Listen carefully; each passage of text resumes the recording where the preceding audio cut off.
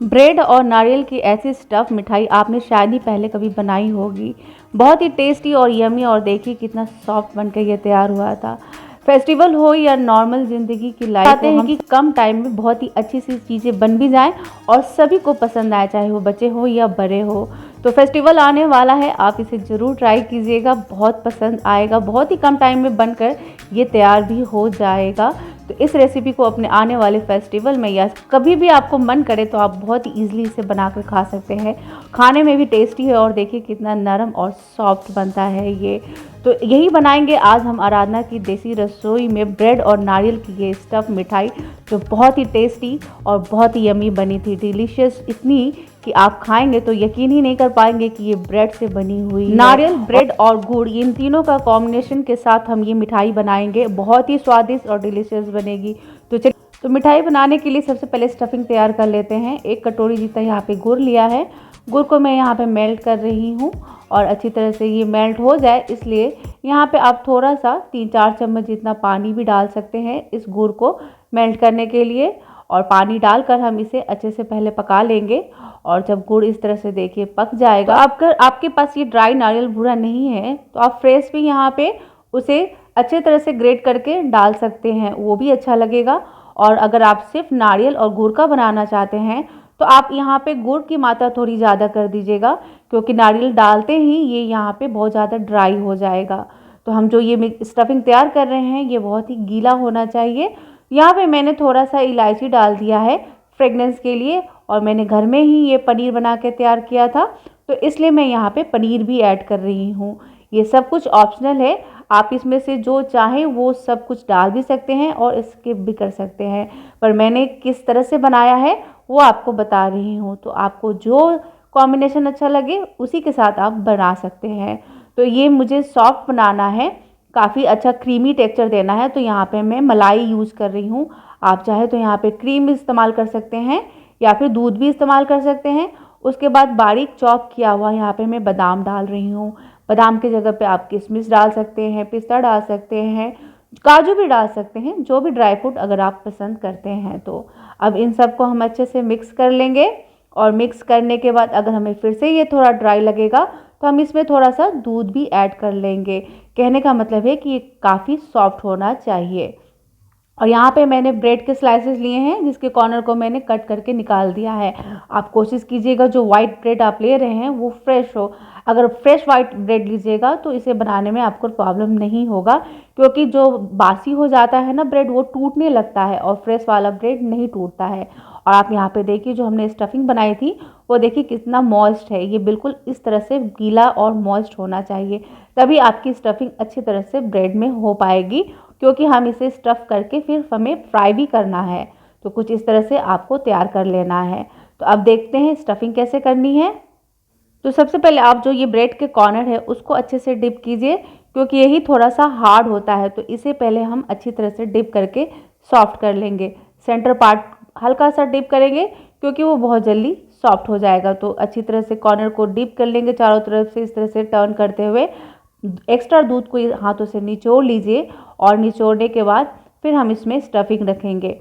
तो एक ब्रेड के स्लाइस में 1 से 1.5 चम्मच जितना ही आपकी ये स्टफिंग जाएगी। ज़्यादा भी नहीं डालिएगा, नहीं तो ये अच्छे से पैक नहीं होगी। उसके बाद इसके चारों कॉर्नर को आपको हथेलियों से इस तरह से दबाकर प्रेस करना है। अब कौन सा शेप बनाना है ये आपके ऊपर भी डिपेंड है। मैंने कुछ इस तरह से रेक्टेंगल में बनाया है, दिखने में अच्छा लग रहा था। आप चाहे तो इस राउंड में बना ले, स्क्वायर में बना ले, जो भी आपके लिए ईजी हो। तो देखिए कुछ इस तरह से हाथों से दबाकर आप इसे शेप देते जाइए, और देखिए बहुत ही आसानी से ये शेप बनकर तैयार हो जाता है। तो इसी तरह करके हम सारे ब्रेड का स्टफिंग करके मिठाई को तैयार कर लेते हैं। उसके बाद अब हम इसे फ्राई करेंगे। तो देखिए ये कितना आसानी से बन जाता है, बहुत ही ईजी है। बस आपको इतना ध्यान रखना है कि स्टफिंग ज़्यादा नहीं लेनी है, और जो आप ब्रेड इस्तेमाल करेंगे वो थोड़ा फ्रेश इस्तेमाल कीजिएगा। 5-6 दिन पुराना ब्रेड लीजिएगा तो वो टूटेगा और स्टफिंग में प्रॉब्लम भी होगी आपको।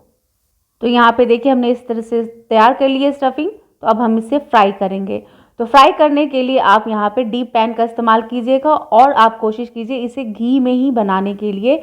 घी में ही ये आपका ये मिठाई बहुत ही स्वादिष्ट बनकर तैयार होगा। और देखिए पहले आप इस एक मिठाई को अच्छे तरह से नीचे और ऊपर दोनों तरफ से घी डालकर इसे सेक लीजिए, तभी आप इसमें दूसरा पीस डालिएगा, नहीं तो वो आपस में बहुत ही चिपक जाएंगे और टूट भी जाएंगे। तो जब तक एक अच्छे तरह से सिक नहीं जाए ऊपर और नीचे दोनों साइड से, तब तक आप इसमें दूसरा मिठाई मत डालिएगा। और घी का जो आप हीट बहुत तेज़ रखिएगा, इसमें आपको स्लो हीट पे इसे फ्राई करने की ज़रूरत नहीं है। बिल्कुल हाई हीट पे इसे आप तुरंत इस तरह से देखिए फ्राई करते जाइए और स्पैचुला से इसके ऊपर घी डालते जाइए, ताकि ये नीचे और ऊपर से दोनों इक्वल अच्छे तरह से पक जाए। तो जब देखिए एक अच्छे तरह से पक जा रहा है, तभी मैं इसमें दूसरा मिठाई को डाल रही हूँ। और जब ये कुछ इस तरह से बिल्कुल सिक जाएगा, ब्राउन हो जाएगा, तो आपको इतना पतला शुगर सिरप बना के तैयार कर लेना है, गाढ़ा नहीं। बिल्कुल देखिए कुछ इस तरह से पतला ही होना चाहिए और डायरेक्ट आप इसमें से निकाल कर इसे शुगर सिरप में डिप कर दीजिएगा, तभी ये इसमें अच्छे से जो मीठा है वो एब्जॉर्ब हो पाएगा। गरम गरम मिठाई को ही आपको शुगर सिरप में डालना है। तो मैंने पहले ही मिठाई बनाई थी ब्रेड का ही, उसकी रेसिपी मैं आपको इसमें लिंक डिस्क्रिप्शन में दे दूँगी, आप चेक कर लीजिएगा। चाशनी कैसे बनानी है उसमें आपको दिख जाएगा। तो अगर आपको आइडिया नहीं है कि चाशनी कितना बनाना है, कैसे बनाना है, तो आप वो देखकर रेसिपी को ट्राई कर सकते हैं। तो वही मिठाई की चाशनी बची हुई थी और मुझे उसको इस्तेमाल करना था, तो मैंने इसलिए ये मिठाई बनाई है। अगर आपके पास भी शुगर सिरप ऑलरेडी पड़ा हुआ है घर में, तो आप क्या वेट कर रहे हैं, आप भी इस मिठाई को ज़रूर ट्राई कीजिए। बहुत ही टेस्टी और यमी बनेगा इसे। और देखिए बन के भी कितना आसानी से ये तैयार हो गया। तो देखिए ये कुछ इस तरह से बन जाने के बाद आपका ये मिठाई दिखेगा। और आप इसे जब प्लेटिंग करेंगे तो इस तरह से प्लेट में डाल दीजिएगा और इसके ऊपर से थोड़ा सा शुगर सिरप फिर से डाल दीजिएगा, ताकि इसमें एक अच्छा सा ग्लेस आ जाए, ये ड्राई ना दिखे। इसलिए आप इसके ऊपर से आप थोड़ा थोड़ा शुगर सिरप फिर से डाल दीजिए। और इसे थोड़ा डेकोरेट करना चाहते हैं तो नारियल का बूरा और ये बारीक चॉप किया हुआ बादाम का टुकड़ा या काजू या पिस्ता, जो भी आप पसंद करते हैं, इसके ऊपर से डाल दीजिए और इसे सर्व कीजिए। आप खाइए और खिलाइए, आपके मेहमान तो बहुत ही खुश होकर जाएंगे, इसकी गारंटी तो मैं लेती हूँ।